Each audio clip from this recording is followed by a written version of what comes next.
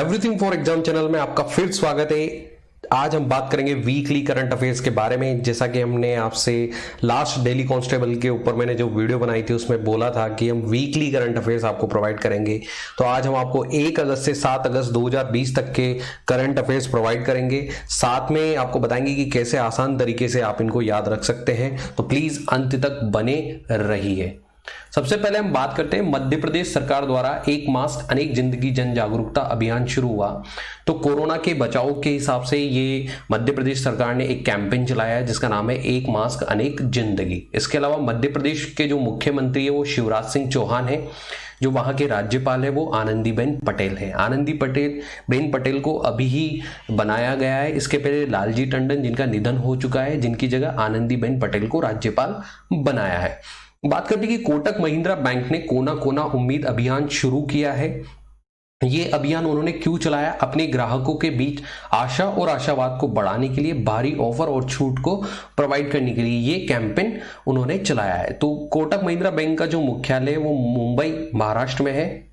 जो इसके MD CEO है वो है उदय कोटक। मैंने आपको पहले भी बोला था कि जितने भी बड़े बड़े प्राइवेट बैंक्स होते हैं उनके जो हेडक्वार्टर होते हैं वो मुंबई महाराष्ट्र में ही होते हैं। बात करते हैं कि डॉक्टर हर्षवर्धन ने राष्ट्रीय कार्यक्रम विद्यार्थी विज्ञान मंथन 2020-21 का शुभारंभ किया है। तो डॉक्टर हर्षवर्धन राय 8% जो है केंद्रीय स्वास्थ्य और परिवार कल्याण मंत्री है। और जो विद्यार्थी विज्ञान मंथन 2020-21 है उसका जो उद्देश्य वो है 6ठी से 11वीं कक्षा के जो स्कूली छात्र हैं उनके बीच विज्ञान को लोकप्रिय बनाना।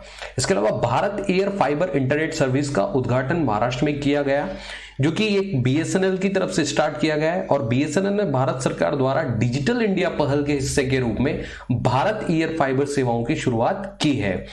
इसके अलावा ये union ministry of state for HRD electronics and communication and IT के अंडर में किया है। और 8% जो इसके मिनिस्टर है वो है श्री धोत्रे संजय शामराव। भारत सरकार ने संयुक्त अरब अमीरात में आईपीएल 2020 को मंजूरी दे दी है। यानी कि जो आईपीएल इंडिया में होने वाला था अब यूएई में होगा, जो कि 13वां संस्करण होगा। और ये सितंबर 19 से नवंबर 10, 2020 तक चलेगा। और जो अंतिम 12वें संस्करण के जो विजेता थे वो मुंबई इंडियंस थी।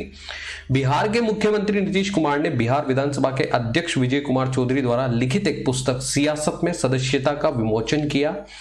एक पुस्तक आई है सियासत में सदस्यता, जो कि बिहार के विधानसभा स्पीकर है विजय कुमार चौधरी जिन्होंने लिखी है। और उसको जो विमोचन है उसका बिहार के मुख्यमंत्री नीतीश कुमार ने किया। और 8% जो बिहार के राज्यपाल है वो है फागू चौहान। बात करते हैं कि मार्क फिलिप्स जो कि गुयाना के प्रधानमंत्री के रूप में शपथ लिए। तो गुयाना के नए प्रधानमंत्री कौन है? Mark Phillips. इसके अलावा वहां राष्ट्रपति के रूप में भी नामित किया गया है, वो है मोहम्मद इरफान अली को। और अगर आपसे गुयाना की कैपिटल पूछा जाए तो वो है जॉर्ज टाउन। इसके अलावा परमाणु ऊर्जा संयंत्र खोलने के लिए यूएई पहला अरब राष्ट्र बना। अरब देशों में सबसे पहले न्यूक्लियर पावर प्लांट खोलने वाला देश बना है यूएई। वहां के जो राष्ट्रपति है वो है शेख खलीफा बिन जायद अल नहयान। और वहां की जो राजधानी है वो अबू धाबी। और वहां की जो मुद्रा है वो है दिरहम।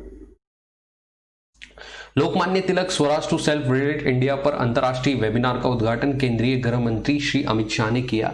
तो जो महान स्वतंत्रता सेनानी है लोकमान्य बाल गंगाधर तिलक, जिनकी 100वीं पुण्यतिथि हुई और जिसके ऊपर एक वेबिनार हुआ, अंतर्राष्ट्रीय वेबिनार, जिसका जो उद्घाटन है वो हमारे गृह मंत्री श्री अमित शाह जी ने किया।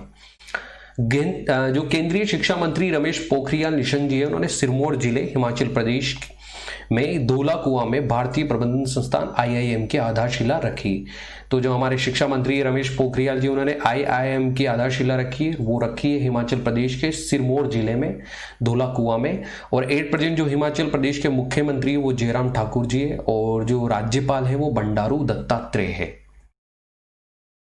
बात करते हैं कि नेशनल बैंक ऑफ बहरीन ने डिजिटल रूप से परिवर्तन के लिए इन्फोसिस फिनेकल का चयन किया है। जो नेशनल बैंक ऑफ बहरीन है डिजिटल प्लेटफॉर्म के लिए उसने इन्फोसिस को चूज किया है, इन्फोसिस फिनेकल को। तो 8% जो बहरीन की कैपिटल है वो है मनामा, करेंसी है बहरीन डिनार। और इन्फोसिस के जो एमडी सीईओ है वो सलील परेख है। और जो उसका हेडक्वार्टर है वो है कहाँ? बेंगलुरु में है। भारतीय पूंजी बाजार में उपलब्धियों और मील के पत्थर को उजागर करने के लिए प्रतिभूति बाजार का एक आभासी संग्रहालय स्थापित करने की योजना SEBI security and exchange board of India बना रहा है। तो भारतीय पूंजी बाजार में उपलब्धियों को बढ़ाने के लिए और इसको एक लेवल पर लाने के लिए एक म्यूजियम बनाया जा रहा है जो कि सेबी के द्वारा बनाया जा रहा है, security exchange and board of India के द्वारा।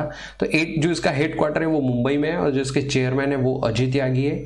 और अजय त्यागी जी का जो अध्यक्ष के रूप में जो कार्यकाल है वो 18 महीने के लिए और बढ़ा दिया गया है। विश्व संस्कृत दिवस हर साल श्रावण पूर्णिमा पर मनाया जाता है। इस वर्ष 3 अगस्त 2020 को मनाया गया है।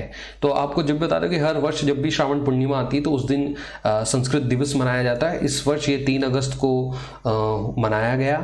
और ये क्यों मनाया जाता है? यह दिन संस्कृत की प्राचीन भारतीय भाषा को याद करता है और इसका उद्देश्य इसके पुनरुद्धार और रखरखाव को बढ़ावा देना है। शशिधर जगदीशन एचडीएफसी बैंक के नए सीईओ होंगे। जो शशिधर जगदीशन है वो एचडीएफसी के नए सीईओ बनाए गए हैं और जो इसका हेडक्वार्टर है वो मुंबई में है। इसके अलावा विश्व स्तनपान सप्ताह हर साल अगस्त के पहले सप्ताह में 1 से 7 अगस्त के बीच चिन्हित किया जाता है। तो अगस्त के पहले सप्ताह में हमेशा विश्व स्तनपान सप्ताह मनाया जाता है। और ये क्यों मनाया जाता है? माता और शिशुओं के लिए स्तनपान के महत्व के जागरूकता को बढ़ाने के लिए ये किया जाता है। टेंजवाल गोल्फ रिसोर्ट परियोजना का उद्घाटन केंद्रीय संस्कृति और पर्यटन राज्य मंत्री श्री प्रहलाद सिंह पटेल ने मिजोरम में किया है। अगर आपसे पूछा जाए कि टेंजवाल गोल्फ रिसोर्ट कहां पर खोला गया है तो वो मिजोरम में खोला गया है। किस परियोजना के तहत खोला गया है तो वो है स्वदेश दर्शन योजना के तहत खोला गया है। विशेष कोर्ट टू विन नामक पुस्तक को स्पोर्ट्स वुमेन से लेखक निरुपमा यादव ने लिखा है। अगर आपसे पूछा जाए कि भाई विशेष कोर्ट टू विन नामक पुस्तक किसने लिखी है तो वो निरुपमा यादव ने लिखी है। और ये किस पे बेस्ड थी? ये भारत के सबसे युवा बास्केटबॉल टीम कप्तान विश्वेश भृगुवंशी के जीवन पर प्रेरणादायक कहानी है। तो यहां से 3 क्वेश्चन बनते हैं कि विशेष कोर्ट टू विन किसने लिखी है? निरुपमा यादव ने। और इसकी किस पर बेस्ड है? बास्केटबॉल टीम कप्तान विश्वेश भृगुवंशी। तो ये कुछ क्वेश्चंस यहां से बन सकते हैं।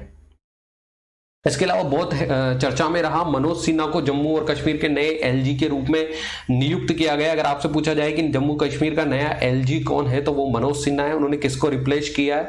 उन्होंने रिप्लेस किया है गिरीश चंद्र मुर्मू को। इसके अलावा रो के ऊपर एक बुक आई है, रो a history of India covert operation. इस पुस्तक को यतीश यादव ने लिखा है। और 8% जो रो के प्रमुख है वो है सामंत गोयल।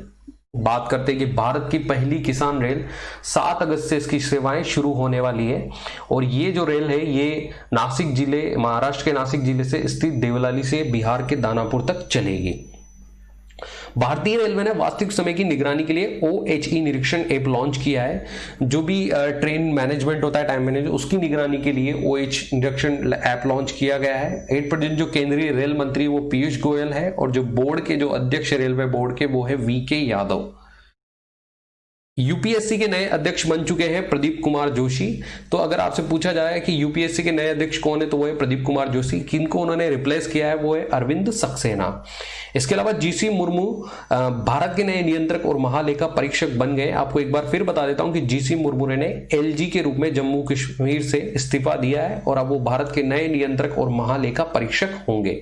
और उन्होंने राजीव महर्षि की जगह ली है।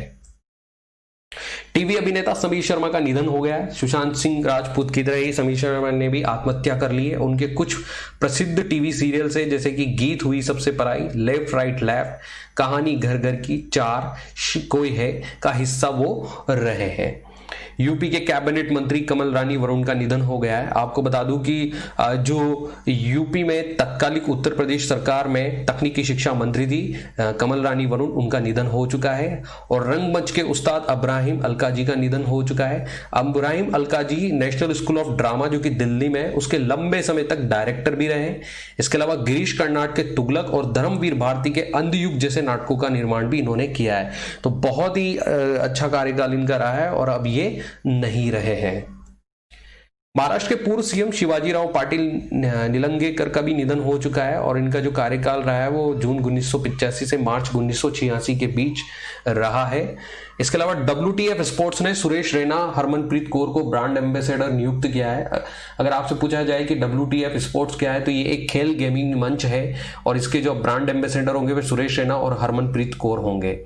इसके अलावा हिरोशिमा दिवस अब 6 अगस्त को मनाया जाता है। आप जानते हैं अच्छे से हिरोशिमा दिवस 6 अगस्त को क्यों मनाया जाता है। इसका रीजन है कि इसी दिन 6 अगस्त को 1945 में अमेरिका ने जापान के हिरोशिमा शहर पर लिटिल बॉय नामक एक परमाणु बम गिराया था। इसी की वजह से 6 अगस्त को हिरोशिमा दिवस मनाया जाता है। 7 अगस्त को राष्ट्रीय हथकरघा दिवस मनाया गया। क्यों मनाया जाता है ये? क्योंकि हथकरघा बुनकरों के सम्मान के लिए मनाया जाता है और हथकरघा उद्योग को उजागर करने के लिए भी ये दिवस मनाया जाता है। माय फ्रेंड्स, ये मैंने आपको अच्छे से करंट अफेयर्स बताया। मेरे ख्याल से शायद एग्जाम में इन्हीं में से कोई क्वेश्चंस पुट अप होना चाहिए एंड प्लीज इनको आप देखें, अच्छे से देखें।